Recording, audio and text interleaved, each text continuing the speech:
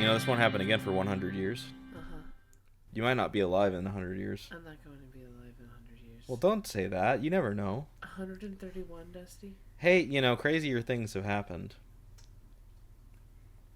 Like the moon landing. That was nuts, yo.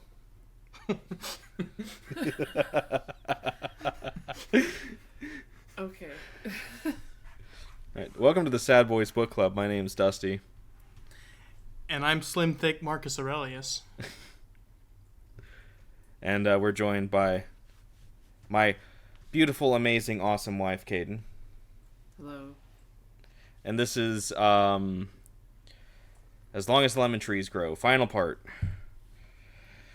My God. Wow. I gotta say, going into it, as we mentioned, I think in the last couple of episodes, it was actually Caden that recommended the book to us. So I just did like kind of a cursory glance, and I just kind of trusted the recommendation, and it seemed pretty good. But man, I was not actually prepared for this book. I don't think it was really good. It far exceeded my expectations. Both in terms of like quality, I really enjoyed it, but also it was a lot more serious than I was expecting. I was given my very like cursory reads of like summaries and whatnot, where I see it seemed to be like almost a coming of age style book, at least based on the way a lot of the summaries that I saw. So not that I read summaries that had like extensive discussions of plot, but just like broad overviews. Yeah, I had zero expectations. I think you told me when you first suggested it that it had something to do with Syria, but I had forgotten that, and I didn't even know it was until I opened it back up for the first when I started reading it. And I'm like, oh yeah, this is supposed to be about like the Syrian civil war or something. So yeah, I had zero expectations, zero knowledge going into it, and I didn't even know that it was American Arab History Month. Is that what you said it was? Heritage Month. I'm sorry, American Arab Heritage Month. So yeah, just a lot of fortuitous timing here for this one. That I promise.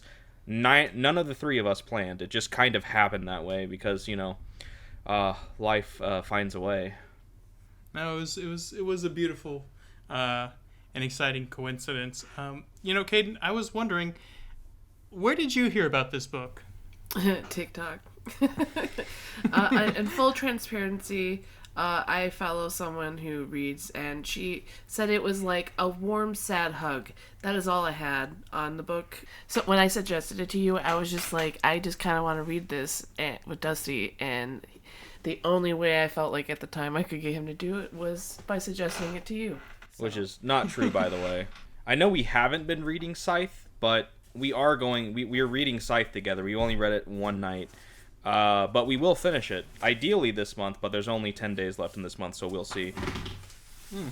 Maybe you guys can do a combined, kind of like your book reviews. Maybe you could talk about it together if you're feeling it. I'd be curious to hear what you guys think about it. That's kind of a fun little thing there. I mean, that totally wasn't the plan, wink. Oh, okay, well. But yeah, that's a little surprising. So this is our first TikTok book. Yeah, I guess book talk is what you would call it.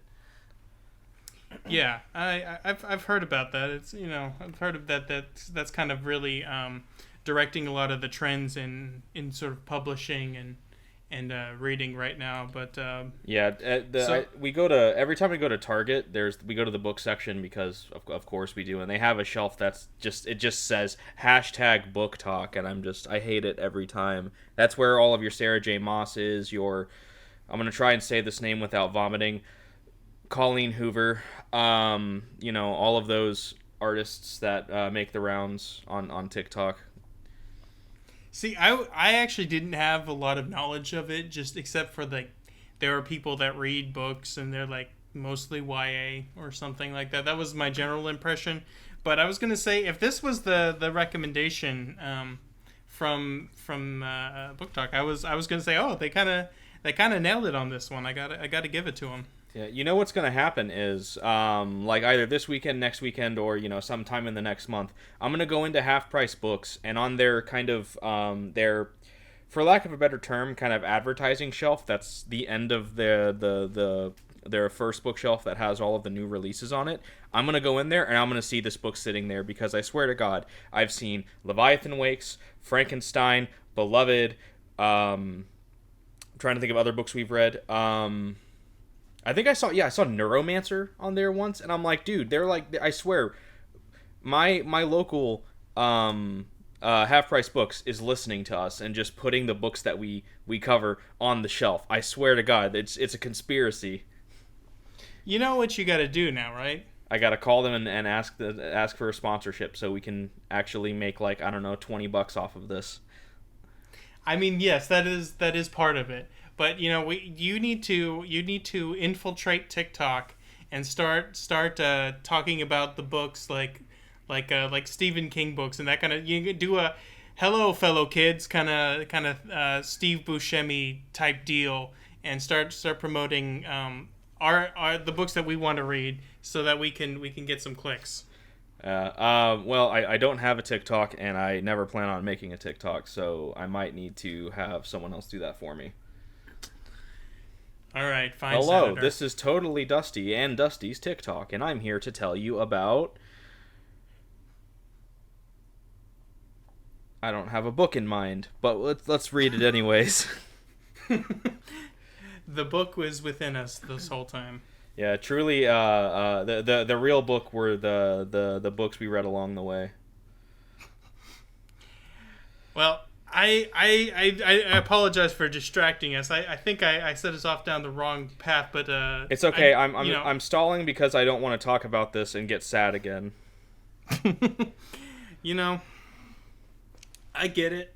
Because this the way this ends, I think it's fair to say bittersweet. Yeah.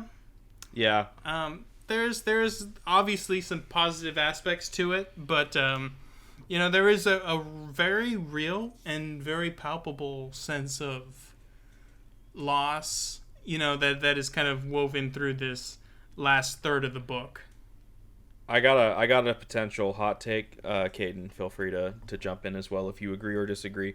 But I would say maybe not, like, obviously not in terms of plot, but maybe in terms of, like, tone and theme. I feel like the end of this book really reminded me of My Neighbor Totoro. You're staring at me like I don't know what I'm talking about. It's very much a Miyazaki inspired book. I can see what you're saying. I'm just specifically mentioning Totoro. I honestly feel more like it is more like Castle in the Sky, but I don't believe you've seen. I haven't seen that one. So if you see it, you would probably understand a little bit more. But yeah, but like what I mean is the ending of Totoro. It's a happy ending, but there's a little bit of a darker kind of up to interpretation at least, a darker thing behind the ending that might make it a little more sad or depressing than it seems on the surface. Mm-hmm. I don't want to go into details just in case you or just anyone hasn't seen My Neighbor Totoro, which I highly recommend. It is very, very good. But I haven't seen Castle in the Sky, which might be a more apt comparison, but I don't know.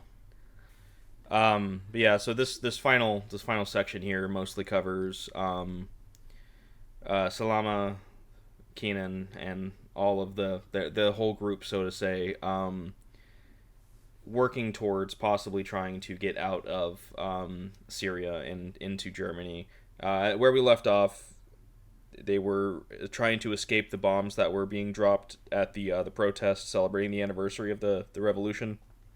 Mm-hmm. And they were heading to her old house. And I think she said that at this point in time the boat was 5 days away. Yeah, it was somewhere like 3 to 5. I can't quite remember the exact days, but it was like inside of a week. It was really soon. Yeah. So we start off on a bit of a happy note. Well, about as happy as it can be given the situation. But while they're sitting in her house waiting for the situation to die down and them to be as safe as they can be in the situation, they have a real heart to heart, and Keenan proposes to Salama, and she agrees. So now we have the two of them engaged, which is Wait, hold on a second. She agrees? yeah, she How agrees. you're gonna explain that? She Yeah, said yes. yeah, Okay. yeah. So okay, sorry. She says yes, and now they're engaged. Which It was a pretty nice moment though. It's pretty like a lot of the things in this book. It's the sort of it is a sort of proverbial lemonade because there's the bitter and the sweet. She's in her childhood home, but the house is a bombed out ruin where her mother. She's standing feet away from where her mother was crushed by rubble. It was when you're reading it, it is this very and I mean this in a very good way, a very like almost perverse thing. It's like this mixture of like these sort of like elevated and up emotions, like this sort of almost like a sanctified emotions like love, but also like amid the ugliness of the ruin and the violent memories of her, the death of her mother, and the loss, the last time she saw her brother and her father before they left to the protest where they would be arrested and possibly killed there, or possibly still jailed thereafter. I don't know. It was just like on a number of levels. It was a very emotional sequence, and I would say one of the stronger portions of the book. yeah. I'll be honest. When you said it was like lemonade, I thought you were going to go the whole "when life gives you lemons" route. Well, I mean, that's the symbology of the lemon as is so omnipresent throughout the novel, that I couldn't just leave it. I think I felt like it's one of those things that it's kind of you can't really discuss this book without the idea and the symbol of the lemon, I would say. Yeah, I mean, hell, there's a lemon encompassing every chapter number. Yeah, and I guess we could talk about it here. Well, no, we could talk about it later. There's some more thoughts I have, and we could talk about it a few chapters hence. We can keep going if you'd like. Yeah, yeah. Overall, a really sweet moment between the two of them, and them finally, breaking through at least some of the tension that has been building between the two of them, the emotional and longing that has been building for a while between the two of them. But yeah, it's, next day she asks him if he wants to stay with her and Layla until the boat gets there, because it's not safe for him, Yusuf, or Lama to be in that house. There's a hole in the wall that they're covering with just a tarp. They're really close to where a lot of the most recent fighting has been, including the chemical attacks. So she's like, it'd be safer for the three of you. And so he accepts. I think the plan is that it's going to be after work, right? Like she goes to the hospital and it's going to be after her shift that day that they're all going to go to Layla's house. And I think, I think Yusuf is gonna like get his two siblings to bring them to the hospital, and they're all gonna go. Mm-hmm.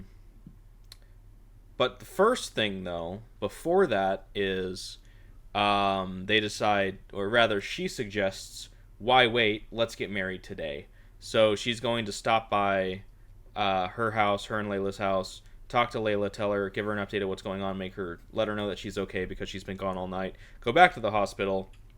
They're going to get married. She's going to work her shift. And then now Keenan and his siblings are going to be staying with them. So that's kind of the plan. So they have Dr. Ziad be the officiator. It another nice moment. The people in the hospital, they're given some sort of positive thing, a positive distraction for once to kind of keep their minds off of all of these horrors and atrocities, if only, for a couple minutes. It's still, still a really nice thing that they're experiencing amidst all of this this turmoil and destruction. So that's nice. And we have them they get some alone time in Ziad's office where they get to kind of, I guess, decompress from that. But yeah, just overall a relatively nice sequence, all things considered. Their little marriage and their little they're like super I don't know, help me out here what the term would be, like how they just keep smiling and looking at each other from across the room, being like, hey, hi, and then a little flirty. I guess giddy. Yeah. I would say it was kind of like a giddy kind of like, I don't know, it was a very nice moment, and we get, we haven't really talked about him too much, and I think that's kind of our bad, but Dr. Ziad is a great character. I really like him a lot. Yeah, he's definitely one of the stronger characters that we really haven't talked about at all. But he's he is Salama's father figure at this point in time, and he's the one that's just kind of given her some form of like structure and foundation, emotional support in during her time in the hospital. He's a very, very good character, and I think we'll see the extent of what kind of man he is here in this section here pretty soon. Yeah. So after their shift, they're all heading back to the house. She's excited to have them finally meet Layla meet him, and all that. So they get there, and she goes to go talk to Layla, who's just kind of spacing out on the couch looking at this this painting that she had painted that she's hanging over the wall in the living room, and it's of this raging sea. Very well described. Like this, great job describing this painting and like visually. Yeah,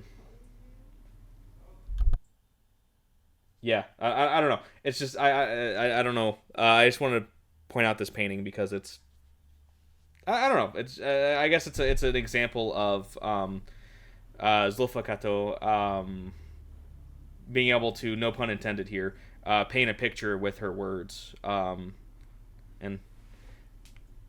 yeah, it's something that's used to kind of further develop what kind of person Layla is and like her relationship with Salama. But it's after this that we get. I also just want to throw out there that it's also a little bit of foreshadowing. It is. It very much is, and I was starting to kind of like really have my eyebrow raised at this point in time because of a certain someone planting the seed in my mind. And it's at this point in time where we learn, after Kenan comes into the room, that there is no Layla. Yeah, I mean, I gotta give full credit to Caden here. It wasn't until, you mentioned that she had mentioned it to you. So I guess we were part way through reading the second third of the book. It totally just did not really register with me that she may not exist. But as soon as you mentioned it, and I was like, oh my gosh, that's exactly what's going on here, because it's the whole, she'd never been seen by anybody else. So So the thing that got me was when Kenan walked her home that first time, and they were she was having that whole exchange with Layla. I feel like there was just like a space there that I was like, I feel like Kenan should have said something like, hey, he would have said if he heard her talking. So that was like, I really didn't think, I thought I was really just reaching. I was just like, maybe I'm just thinking too hard about it. But yeah, to find out that I was right, I read it before both of you, and I had a really hard time not saying anything. I said nothing. Yeah.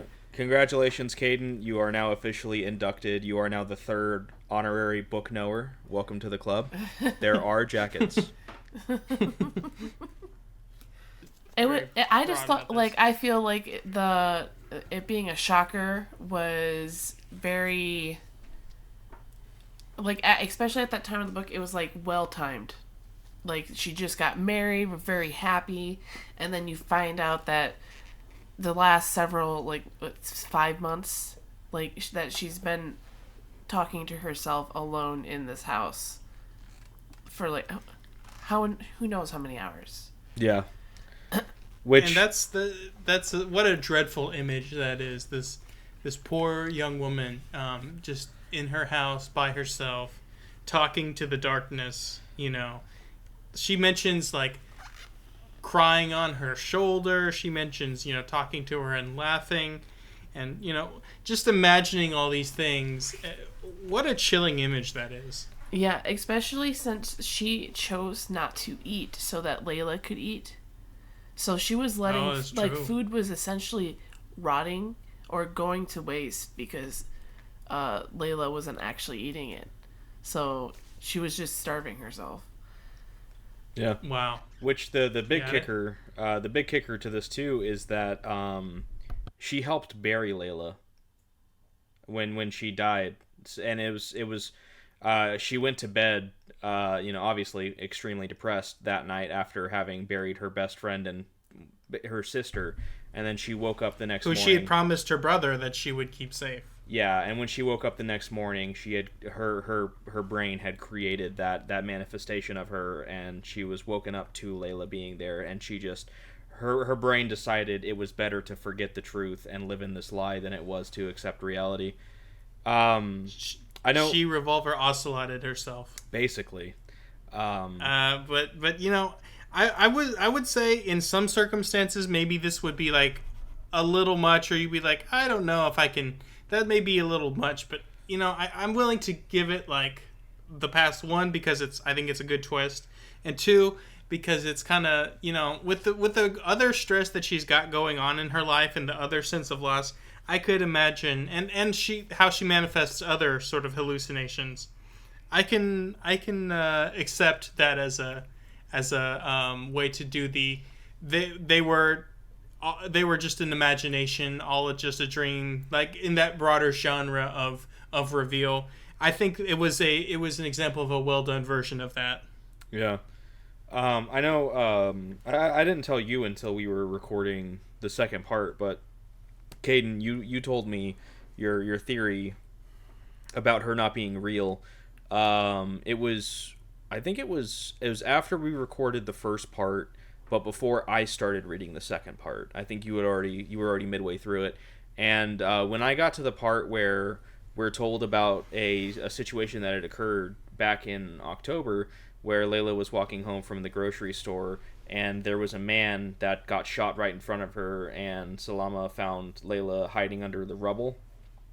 Mm-hmm. Since you had already told me that you had a theory that she didn't exist anymore, I was thinking to myself, I wonder, because Salama, she looks at and the blood stain is still there, and I'm like, I bet that's Layla's blood. If Layla's not real, I bet it was Layla that got shot there, and that's Layla's blood still sitting there.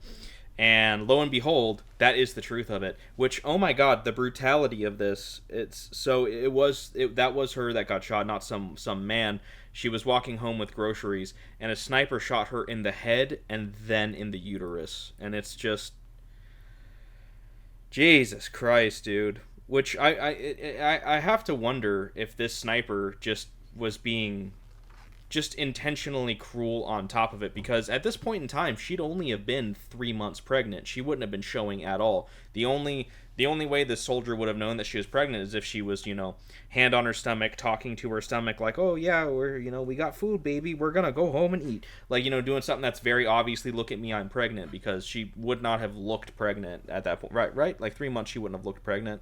Depends. Okay. It's different with every pregnancy. Yeah, but isn't it more normally like 4 to 5 months where it generally starts to show? Yes, but it depends on their body type too. Yeah.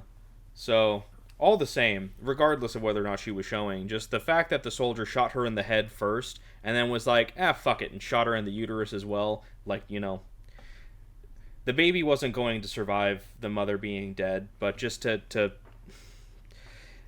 it's just another case of I struggle to fathom the depths of cruelty that must exist in somebody for them to do something like that.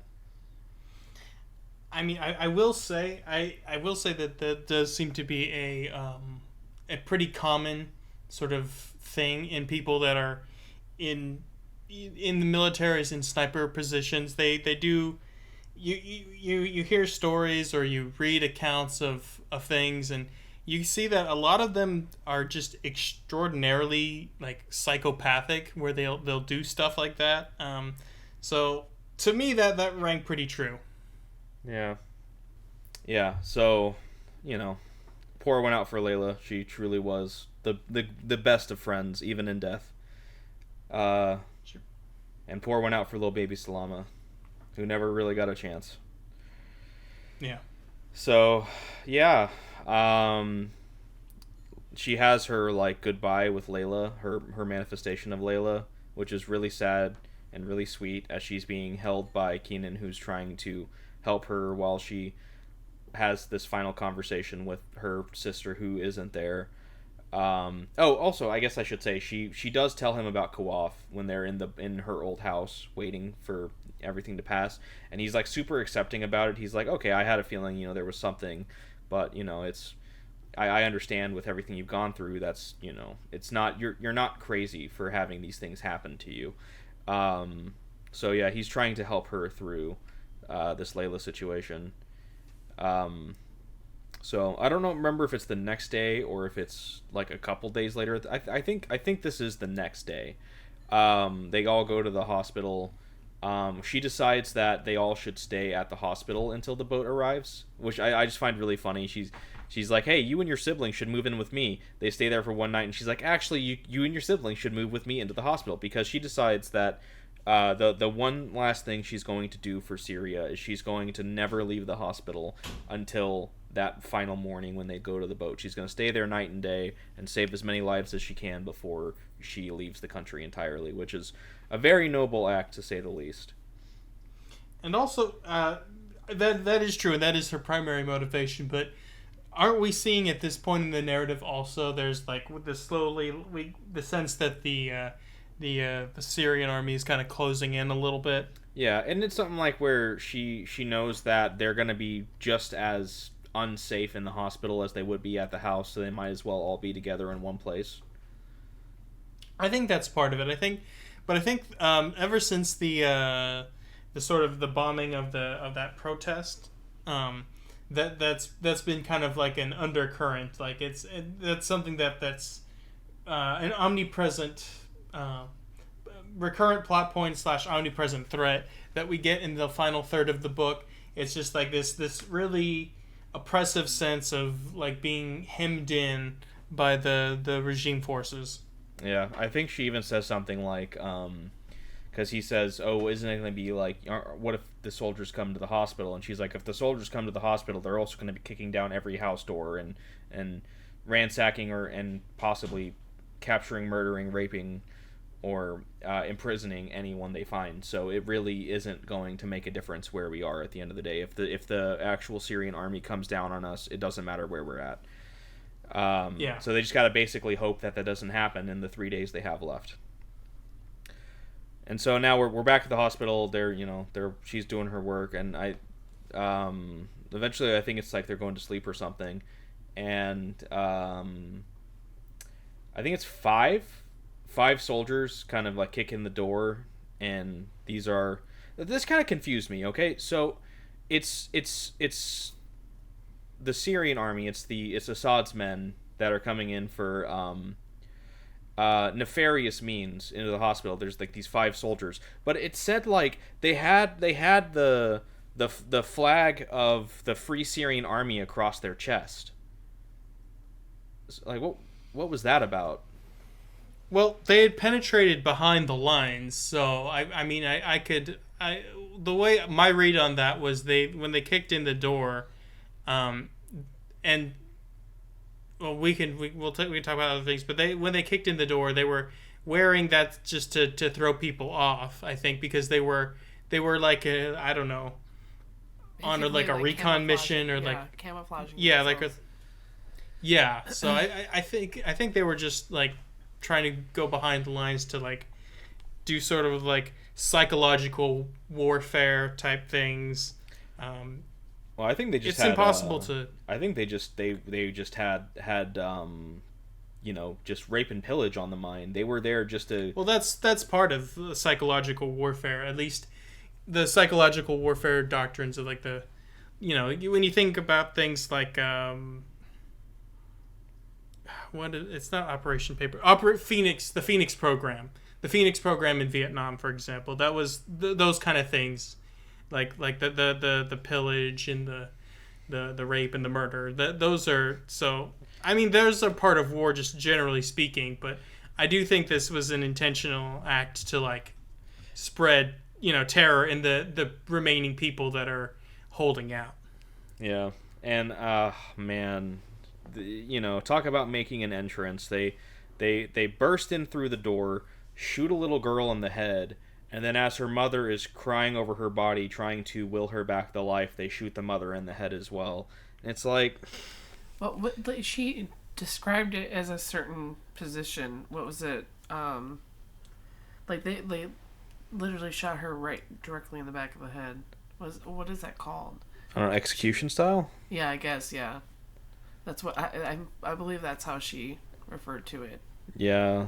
It's like it just makes it more of like more visceral. Yeah, I can see it being bloodier because of that wording. Yeah. And, it's just once again, I this goes past ideological differences. This is just straight up evil. This is pure evil. Like no normal sane human being, no human being, regardless of what side of any conflict you're on, would ever walk into a room and shoot a child in the head. Just, no reason whatsoever. Just walk in, bam, and then shoot her mother immediately afterwards. Like, these aren't humans doing this, dude. This is, it's so terrible. It really was, and you just ever since we started reading the book, I've kind of been in the background, kind of going back and. After you talked about in the first episode my recollections of how the war was portrayed at the time, I've been kind of like going back and reading more about the history of the conflict and all this stuff, and it's just unbelievable the amount of the war crimes that people were subjected to by the Assad regime, the whole ISIS, the rise of ISIS. It was just what a horrible conflict. Yeah. Yeah. Ugh. And so, Keenan, he's trying to get Salama to remove her lab coat because these people, they have a tendency of either arresting, torturing, or murdering doctors because they see them as treating the rebels. So as she's trying to get her coat off, which is in and of itself a war crime. Yeah.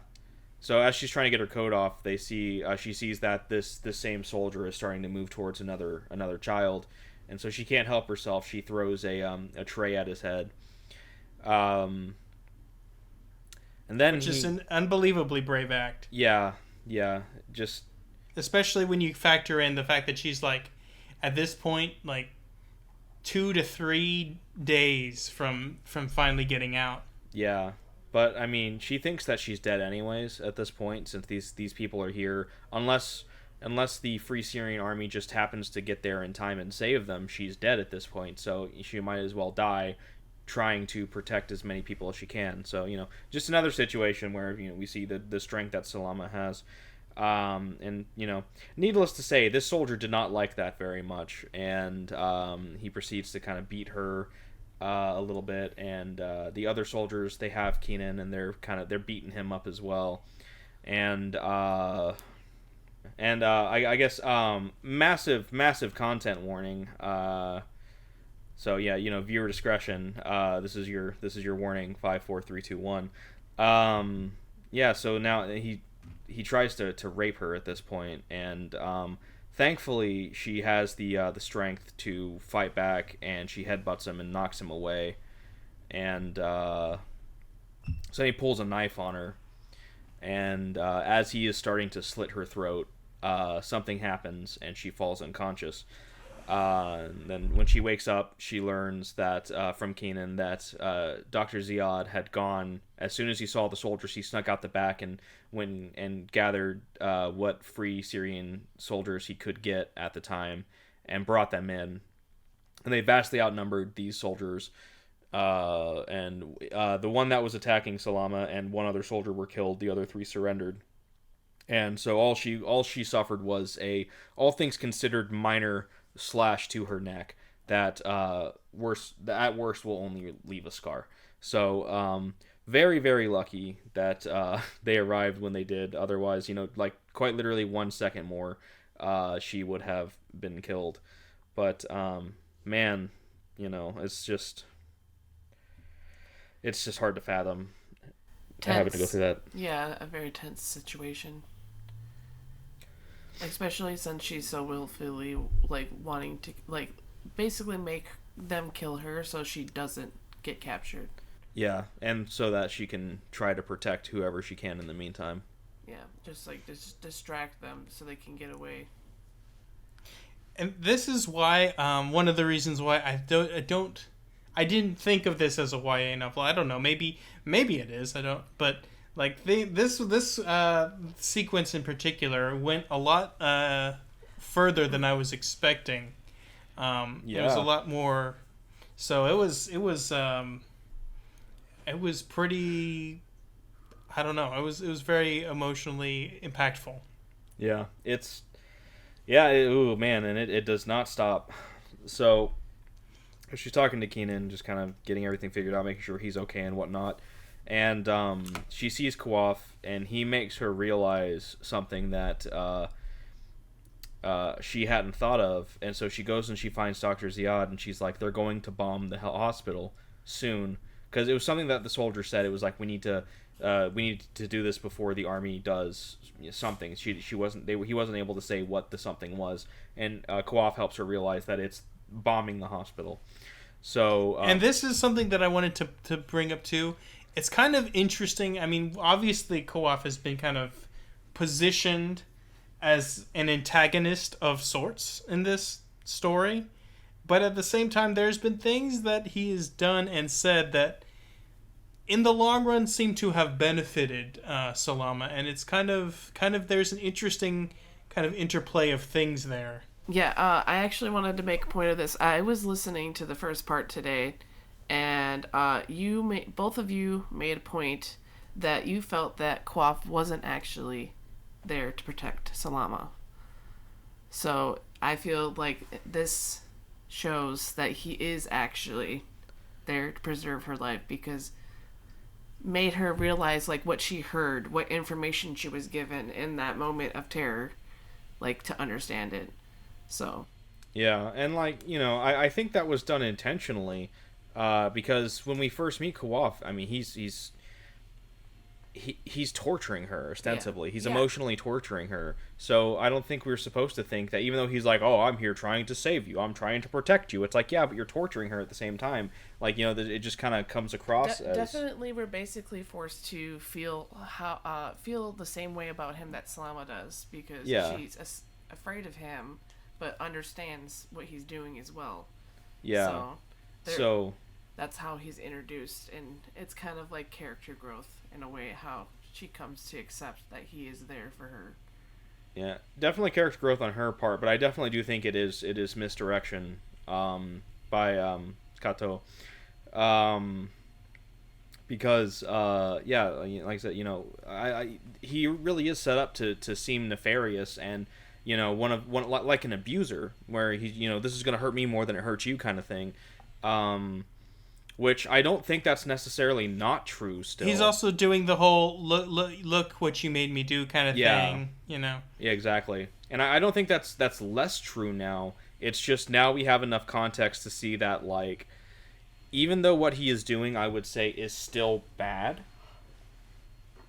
I don't doubt that it is her mind trying to force her to do something that will help her. It's just doing it in the Using fear as the power mechanism that yeah, to use to control, basically. exactly. So I don't think It reminds me of that short book. What was it called? Like The Gift of Fear or something like that. I don't know. That was kind of popular around. I mean, it was originally from like the late '90s or something, but it kind of comes back into popularity. It was fairly popular around like 6 to 10 years ago. But I was gonna say, yeah, it was pretty popular about 6 to 10 years ago, and it's pretty widely well regarded in circles, specifically around women, about trusting your instincts, and like if something seems off, you need to do something about it. Whatever that means in context. That kind of thing. And so that seems kind of like it was. They reminded me of that, and I wonder, since Katouh is a like a medical, and it's also about it's like neurologically oriented book. It's like a neuroscience oriented book. So I wonder, since she is a pharmacist by trade as well.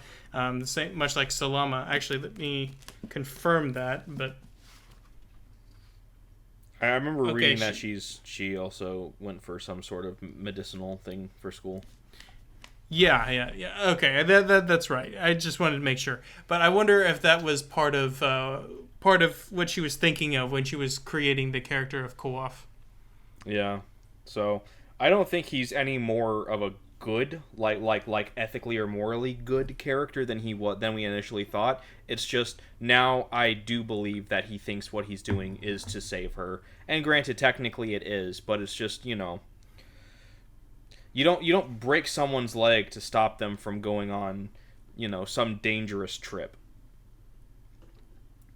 Well, I mean, it's her mind. It doesn't have to make sense. There's no logic in mental illness. Yeah. I know. I'm just saying. It's while the end result might be a positive, the path to it is definitely a net negative. Yeah. I think we should finally just nosedive into the worst part of this. Just Yeah. get it over with. Band-Aid. Yeah. So she goes to Ziad and tells him they're gonna bomb the hospital. It could happen any time now. We need to evacuate. And he's like, okay. He starts filling a box full of the medicine, and he's like, you go tell people to get out. So she goes and she said, everybody, they're going to bomb the hospital. We need to get out of here. And at first everyone's just kind of like, wait, what? No way.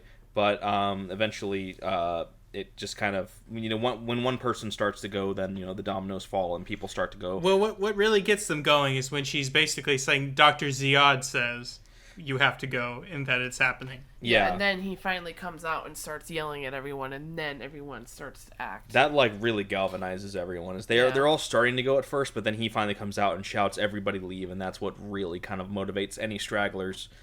And so, they're all piling out as fast as they can, and Kenan, Yusuf, and Lama, they move to the side, and she's like, wait a minute, the babies in the incubators, because there are a lot of premature babies that are in incubators in the hospital. And so she's like, I gotta help save them. And so she runs back in there to try and help Dr. Ziad with that, and him and one of the other doctors, I forgot her name. It's like Zoulfa or something like that. I'm sorry. I don't remember. I don't remember either. They're both carrying babies, and so Dr. Ziad, he has two babies, one in each hand, and he's also holding a box, the box of medicine, and there's another baby inside the box of medicine. And Kenan's there to help. She takes the two, and Kenan takes the box, and Dr. Ziad goes back to try and get some more. Try and save more of the babies. And so they're leaving. They get across the street and they hear the planes coming, and the bombs are coming, and so she's like, oh no, he's not out yet, and she sees him coming out of the hospital holding two more babies, and the bombs drop, and she doesn't know whether or not he made it out, so she's running back into there's the smoke everywhere, there's debris flying around, and she's running back in shouting for him, and she finally finds him. He's sitting on the curb, and yeah, he's got the two babies, and both of them did not survive, and he's not okay, to say the least. He seems to be relatively fine, but he's like, I had to choose. I could only save two. I had to choose two of them, and both the ones he decided to save ended up not surviving anyways, and so all of these babies, they're in incubators for a reason. They're premature babies, and what these incubators do is they're supposed to simulate life inside of a womb still, because they're premature, they're still growing, they're still developing, they're not ready for life outside of a womb yet. So she even acknowledges that there's no guarantee that the ones that they did save can even survive at this point because of this. And we don't even know how many, and I'm honestly glad we don't know how many more they weren't able to even attempt to save, that were still in the hospital when it got bombed. So yeah,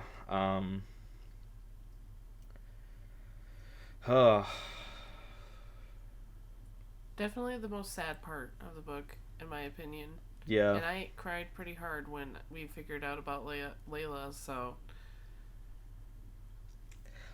yeah. I've Yeah.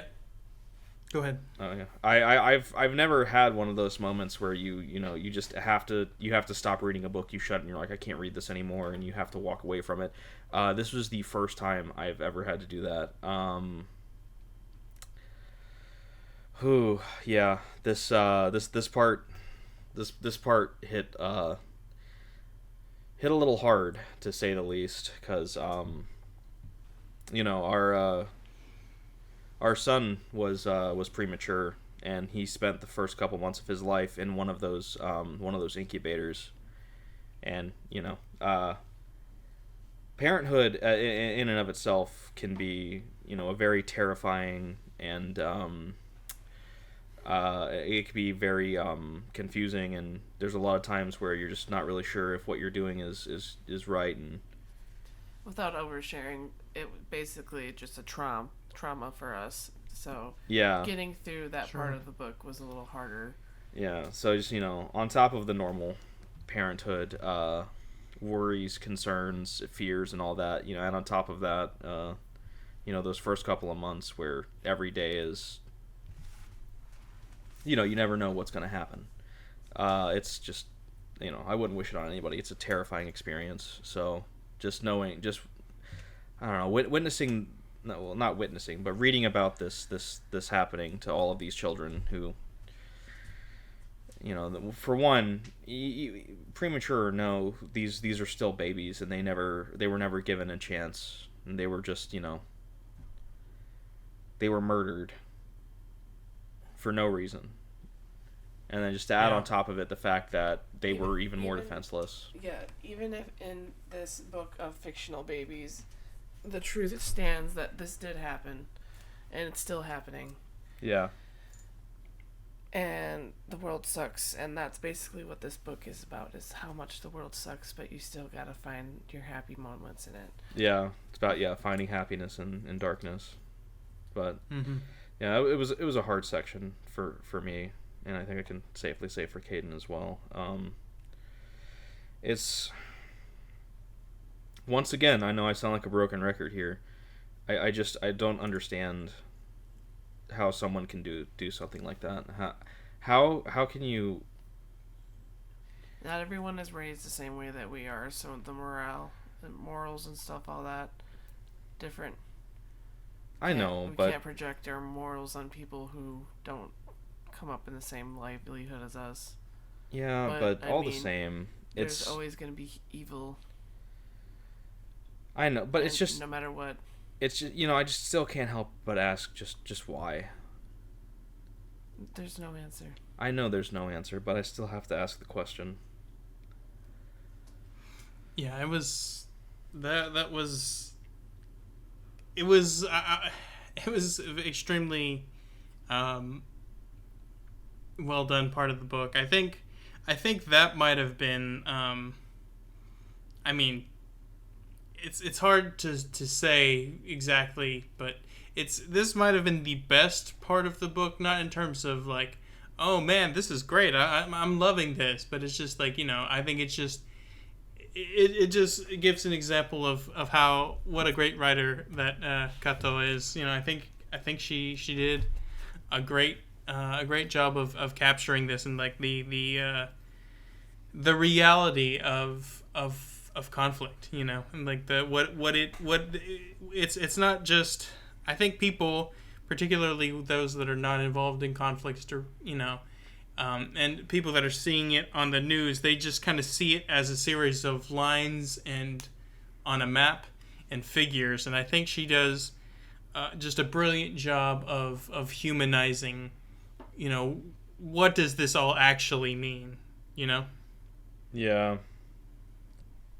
Obviously, it didn't. Maybe I don't have the exact frame of reference that either of you have, but I don't know. It was just really good, and I definitely feel like I'm not sure if you have, but if you've seen Graveyard of the Fireflies, it's a Miyazaki film. I'm pretty sure, or at least it was by Ghibli.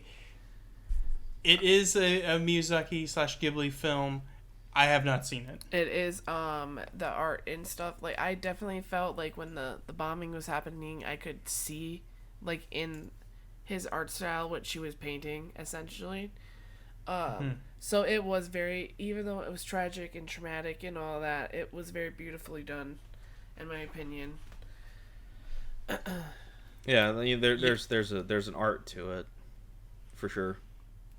So a little bit after the bombing attack, it does kind of like compress the time frame to this point, and then they kind of have a one last kind of walk around what is safe to walk around in Homs.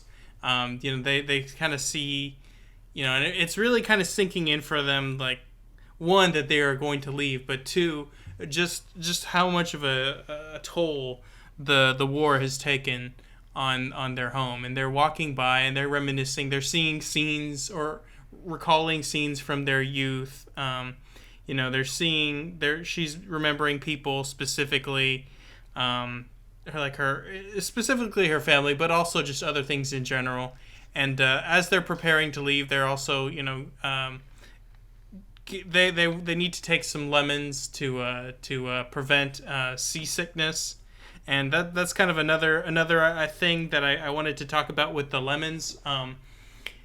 The lemon being this is symbol of Syria, and it's kind of interesting, like this idea that they're taking it for their journey. They're taking a piece of Syria with them to kind of sustain them and protect them on this journey. And I don't know. I found that to be a very touching thing.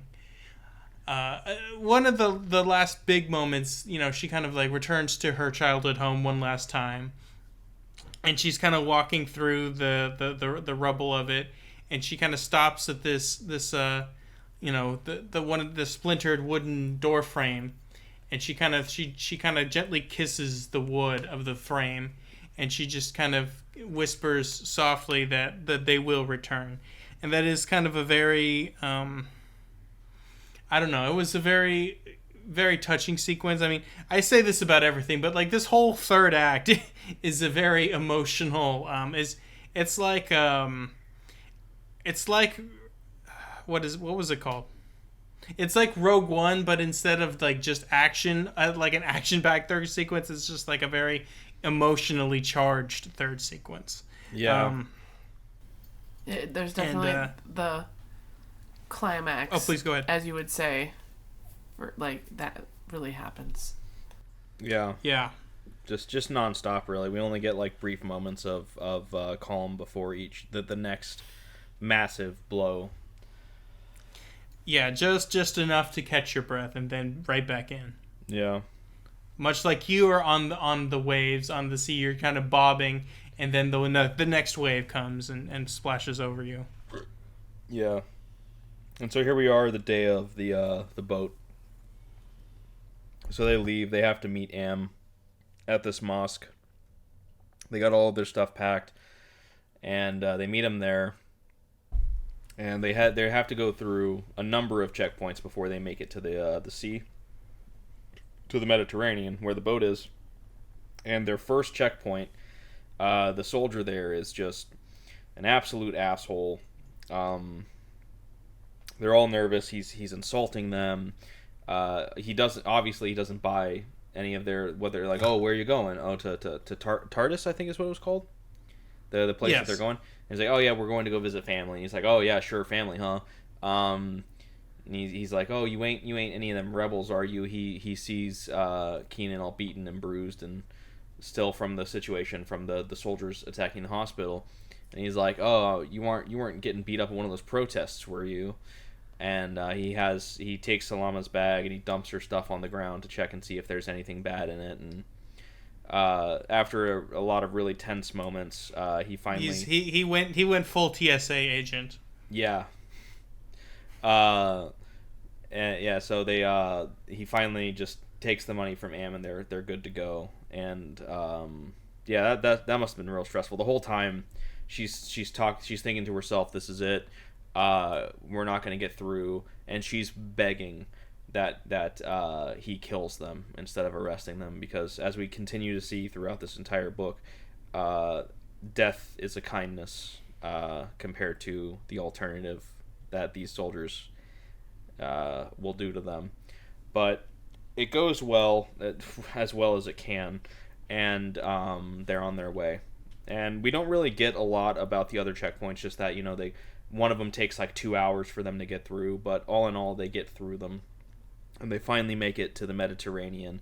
The boat's there, and it's an old rusted fishing boat that is just crammed full of people, which sends a lot of red flags up for Salama, but they're just kind of stuck. That's kind of it. That's what they got. So they can't really do anything about it. So they pay Am, and they get on the boat, and they just kind of keep their heads down, and they're just talking to each other to try and distract from the situation. But eventually the boat goes, and Keenan is extremely tired. He's not able to kind of, she's worried there's something wrong with him, but he really is just exhausted because, I doubt he's been sleeping much on top of being beaten a lot. She sees Kawaf again. And something that happened a couple nights prior when she was talking to him is he told her as soon as she's out of Syria, he will leave her. And this is a really interesting bit here. She asked him where will he go when he leaves her, and he says everywhere. And so she's talking to him this one last time on the boat. She's like, hey, I thought you said you'd be gone as soon as I left Syria. And he's like, you're still in Syrian waters. And we have this big final speech from him where he's like, I'm proud of you. You did all the things you needed to do to you've done everything you can to protect yourself. Now it's just kind of up to fate at this point whether or not you'll survive. And he's like, I am fear. I am that piece of everybody that the little voice in their head when they're afraid, when they the little kind of like I'm my memory's not the best here. The little like pieces of you that has like flight or fright, and he's the physical man. Response? Huh? Trauma response? Yeah, he's like that. He's her physical manifestation. Well, it just kind of universalizes, like you're saying, it's in a way that the hands of a less skilled writer might come off as a little like I don't know, hack. That sounds harsher than I mean, but you know what I mean. Like that, like somebody would be like, okay, cool. The metaphor character is explaining themselves as a metaphor, whatever. The way she does it is well done, and she has a very good and strong voice of the character, and it's just he just kind of is talking about how he represents like that sort of universal fear, and he's just kind of an elemental aspect of human nature, specifically in the human experience of war. And he mentions that he was like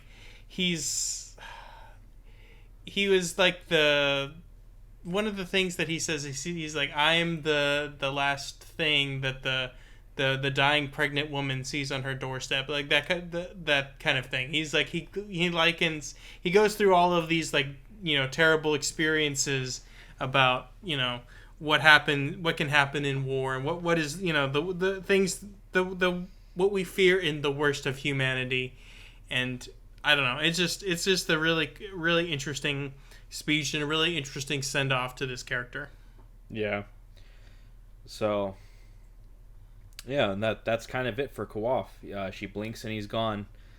And yeah, she doesn't he walk off the boat and just kind of like disappear? Yeah, it's like he kind of starts walking off of it, and then she blinks, and then she like kind of stares at where he used to be, expecting him to kind of come back, but he doesn't. And eventually, at some point in time, she falls asleep, but then she's awoken by distress, to say the least. There's people screaming, and Keenan wakes her up, and he's like, "The boat is sinking." Which we should mention that when they got dropped off by at the shore next to the boat, they looked at it, and it looks like a little dinky sort of like fishing vessel, but not like industrial fishing, like you're supposed to stay within eye view of the coastline kind of fishing vessel. Yeah. And it was in a state of disrepair. And this is real and was real at the time. There was a lot of the people trying to flee violence in Syria. They did have to attempt to cross, and I think I don't know if we've given the full context of her crossing. She's crossing all the way from Syria, which is on the far eastern side of the Mediterranean, all the way over to Syracuse, which is the little island off the coast of the boot of Italy. It's the little island next to it. It's so that's like a long distance. We're talking thousands of miles. This is definitely not. Well, actually, I don't know if it's thousands of miles. Let me check that to be sure. But still, it is far beyond what you would reasonably expect to make a crossing in. It's so just that whole, once they even get to the boat, they're tempted one last, or she is tempted specifically one last time to just call the whole thing off, just because of on his face how ridiculous it is to get on this this little dinghy almost with that's already crammed with other people. Yeah. And it's even like, Keenan says, she's talking to him about it, and he's just like, if we stay, we die. If we go, we might die. And it's like, man, when those are your choices. A real rock and a hard place. Yeah. Yeah, so the boat's had it. It's going to sink. There's a storm that's like really really brewing, and it's knocking waves around, and she thinks, like, she knows it's not Kawaf, but in the back of her mind she kind of manifests this thought that she attributes to Kawaf, that it's like, don't jump off the boat. A lot of people are going to jump off the boat, and it might actually make the boat safer because of all of these people jumping off. But then she's like, Keenan, we have to jump. And he's like, all right. So because she's like, if this boat's going to sink, it's going to create a current when it sinks, and they need to be as far away from it by the time that happens as they can, so that they don't get caught up in it. The captain of the boat is saying that he's been trying to hail the Italian Coast Guard, but he hasn't heard anything back yet, and at best they're hours out. So one person, it's like a man and his daughter jump, and that once again, one person starts to do it, and it's a cascading effect, and so and then everybody is starting to jump off the boat, and oh man, there's a woman with an infant and it's just like, I don't know. I think back to that scene in Titanic. There's that woman with her baby, and when the boat, when Mr. Fantastic rows the boat back over to try and check for survivors, you see the woman holding her baby in the water, and they're both frozen. I'm just, that's the thought that came into my mind. That's probably the same fate that they have, because that baby is not going to survive in the cold water. No, and this again, much like everything else, this is real. Like, yeah, there have been I can't even remember how many like news stories I've seen over the last 10 years, like just of people in this exact same circumstance. And more often than not, most of the people end up dead. Yeah. And so yeah, they all jump. Salama is able to stay with Yusuf and Lama, but they have to go and start to hunt down Keenan. They find him; he's unconscious. The shock from the cold water has knocked him out, and she's able to wake him up. And she's like, "You have to stay awake. If you fall asleep, you're dead. Keep kicking your feet." And so he has a concussion, by the way. We didn't mention, but like that's partly why he's really out of it and is just like not handling this very well. Which I love how he says, "Oh yeah, I've just got a minor concussion." It's like, I'm sorry, but there's no such thing. I've just got minor brain damage. It's fine. There is no such thing as minor brain damage, as people who have watched the NFL have come to find out. Yeah. So yeah, she wakes him up, and the way that she's trying to keep everybody awake and active and keeping their blood flowing is they're all just kind of taking turns talking to each other. And this kind of goes on for a little while, and she's starting to kind of fade, and she thinks that she's dying, and she sees this big bright light, and she thinks that it's death. And yeah, now we're on to the epilogue. Just like that. Yeah, that it was very sudden. I was reading this on my lunch break, and it was just like, wait, what?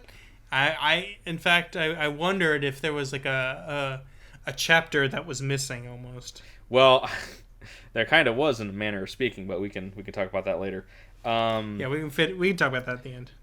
So yeah, that's the end of the book proper, and now we're on to the epilogue. So the epilogue takes place, at my best guess, at least 2.5 years later. Is it that long? I didn't get a sense of like it being multiple years. I just thought it was at least several months. Yeah. So yeah, they're in Toronto, and she says that they've been in Toronto for, I think it was like they've been in Toronto for 4 months at this point. But I think she does say that it's been like 3 years since they left. So they were rescued by the Italian Coast Guard. All 4 of them survived. Keenan's uncle, who I don't remember if we ever mentioned this, but he said that his uncle lives in he lived in Berlin. Yeah, and he was going to drive down whatever to Syracuse and meet them when they got off the boat. I don't remember if we ever mentioned that. It might be an important detail. But he was there. The uncle got them and took them back to Berlin. And they were in Berlin for a couple years. Salama and Keenan have moved to Toronto, where they are... they're about to start going to college for... I think she's going to continue her whatever medical pharmacist degree. And I don't remember if it mentions specifically what he's going for, but I imagine it has something to do with animation. I thought he was like doing computer science, but that might have just been in Syria. He might be doing animation now. Yeah, because he wants to be an animator, and it's just kind of, she has a little garden, and she takes care of all of her flowers, and yeah, it's not super long. It's just kind of we made it. We still have the trauma from the whole situation we live with. We have nightmares. And we help each other deal with it, but it's ostensibly it's a pain that'll never go away. and they're gonna have to live. I would also point out that his siblings actually stay behind in Berlin with his uncle. Yeah, his aunt and uncle are raising them now, which is, I'm sure, like, heartrendingly, was a very difficult decision to make. But they seemed to, I recall when I was reading the book, they said that they were very, well adjusted, and they were making friends, and that's good. But I guess it was easier for them to do the things that they needed to do, like her to go to her. They spoke English pretty well anyway, so that's why they wanted to just go to Toronto. Yeah, which it was actually one of her brother's friends that had moved to Toronto a little before the war even started, and he was the one that helped them get out there, and he did the whole visa sponsorship. Yeah, and got them set up with their apartment and all of that, and got them talking with the university that they're going to be going to here pretty soon. I'm gonna be real. That was a good thing, because Germany and Italy are about to get, like, extremely racist. Like they are now. Like they're like the AFD, which is like a super right wing political party in Germany. They're wanting to do, like, they basically started rising as sort of like a racist reaction to, like, the migrants, and in real life they're currently attempting to sponsor a legislation that will, like, forcibly repatriate all migrants and refugees. So I don't know. It added, like, this extra level of, like, bittersweet to me. It's like, yes, it is good that they escaped during, like, the peak of the warfare, but it's also like, it's just in a way they're still, especially Yusuf and Lama and his aunt and uncle, they're still in a way not safe. That things could change for them in a very short frame of time. Yeah, well, that's extremely unfortunate, to say the least. What a remarkably cruel thing to do. Yeah. I mean, they are the ideological inheritors and sometimes direct descendants of Nazis. So, I mean, it's a very that left me with a very, I was left with a very foreboding sense of what's going to happen to them in the future, maybe more than what was originally intended, strictly speaking, by the text. Yeah, I do remember during, like, the peak of the whole Syrian refugee crisis in Europe, and how a lot of opinions were less than charitable towards the refugees. Yeah. And it's like, they're fleeing their war-torn homes because they feel like they have no other choice, and this is them attempting to, live.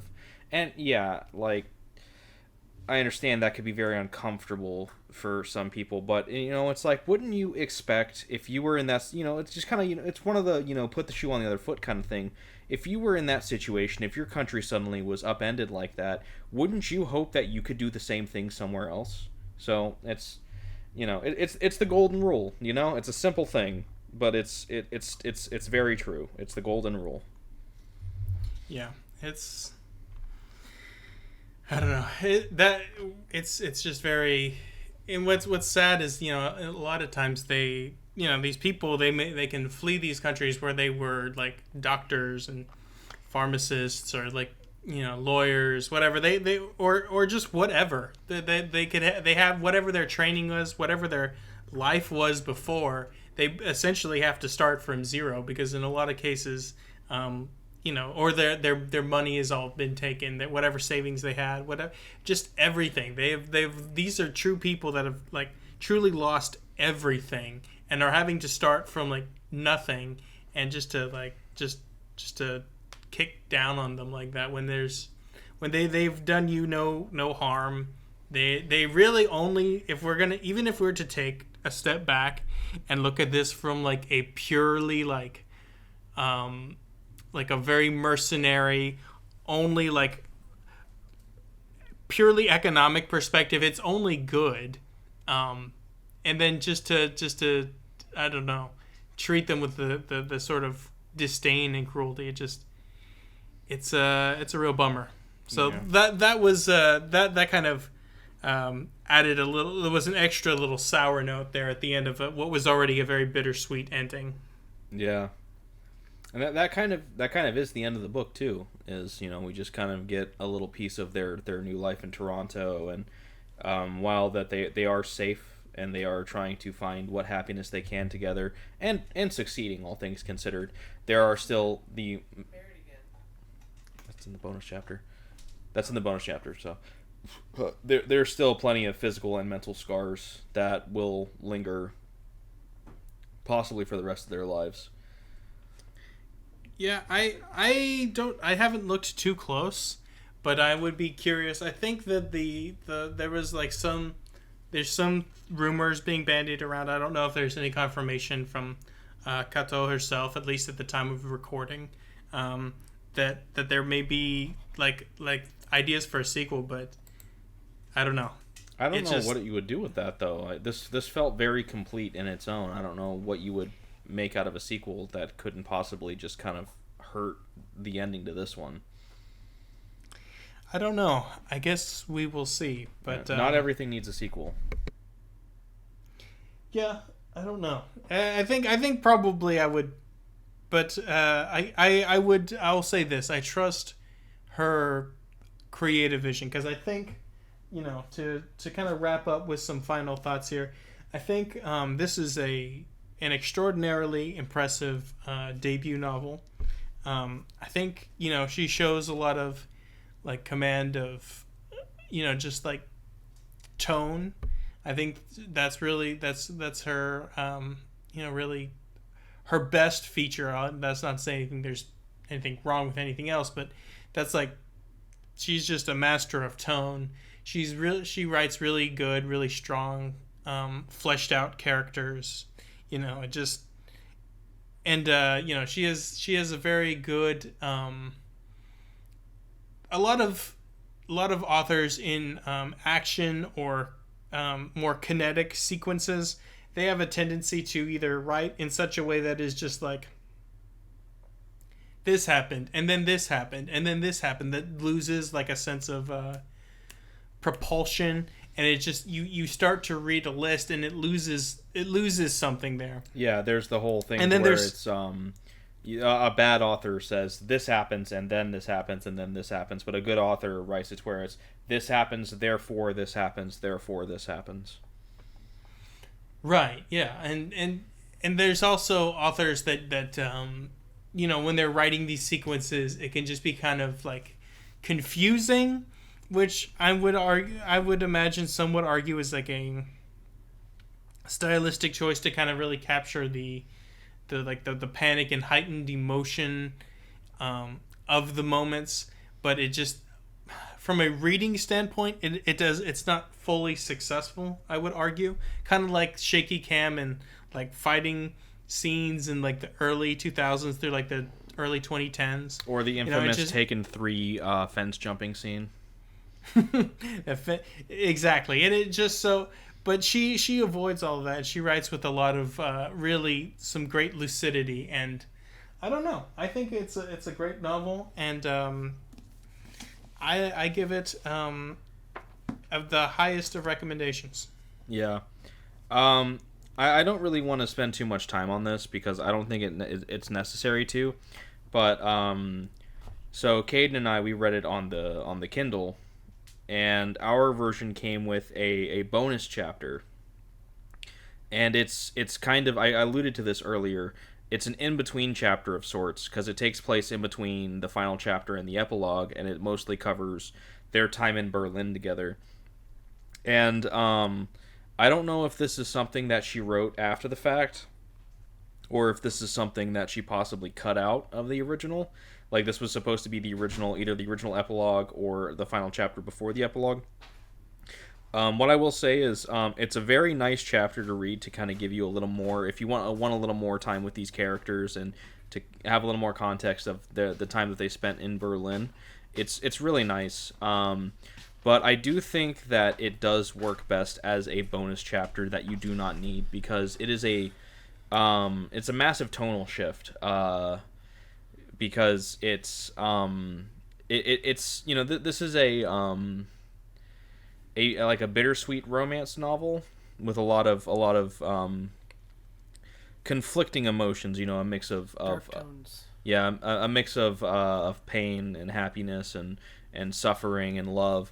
And while there's still kind of the remnants of that, especially at the start of this bonus chapter, where it's the two of them, the immediate response that they have to each other with the trauma, which a lot of it is them just kind of